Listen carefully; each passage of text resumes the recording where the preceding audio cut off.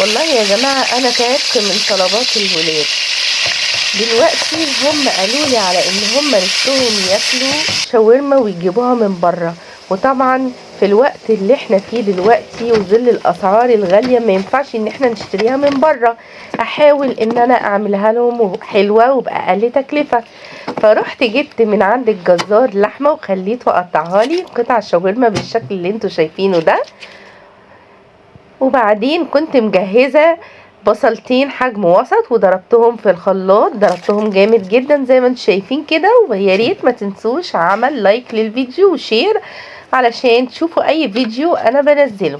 زي ما انتم شايفين كده انا حطيت البصل المفروم جامد جدا، وحطيت عليه كوباية زبادي مع التوابل الحلوة بتاعتك، فلفل اسود وملح وكمون وبابريكا، وحطيت اي توابل بهارات عندك بتحطيها. والتكايه بقى عندنا ان انت تحطي معلقتين كاتشب ومعلقتين مايونيز بالشكل ده، ولو عندك كمان مستردة يا جمال وهتبقى تحفة.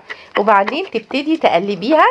وطبعا التكايه كمان اللي عندنا ان انت تحطي معلقتين خل ونص ليمونه، وتبتدي تقلبيهم كويس جدا بالشكل اللي انت شايفاه ده. وبعدين تسيبيها لمدة ساعتين او 3 علشان خاطر التتبيلة تمتزج معانا. حطيها في التلاجة او بره التلاجة مفيش مشكلة. المهم زي ما انت شايفة كده معايا انا خلاص بقت جاهزة معانا. حطيت شوية زيت وتبتدي بقى تطش الطشة الجميلة دي. عايزة اقول لكم ان هي تحفة، وتبتدي تقلبيها كويس جدا. انا هنا زي ما انتم شايفين كده معايا ببتدي ان انا اقلبها كويس جدا عشان خاطر تشرب معاكي التتبيله دي كلها. هتنزل طبعا الميه والصوص بتاعها. ودلوقتي بتكوني مجهزه كم قطعه طماطم بتقطعيها مكعبات صغنونه خالص، وطبعا شويه بقدونس او كزبره اللي متوفر عندك، وطبعا لو قرن فلفل حار هيبقى جامد جدا.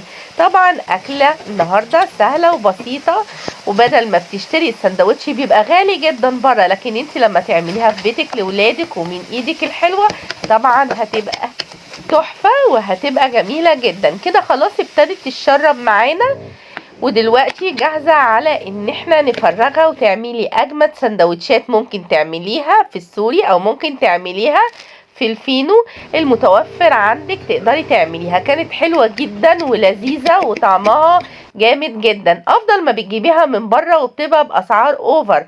على ايه انت ممكن تجيبيها باقل امكانيات من بره، لكن التنفيذ بيكون في بيتك ومن ايدك تعمليها لولادك ولجوزك. متشكرة جدا ليكم ولمتابعتكم دايما، والسلام عليكم ورحمة الله وبركاته. متنسيش عمل لايك وشير للفيديو يا جماعة. السلام عليكم.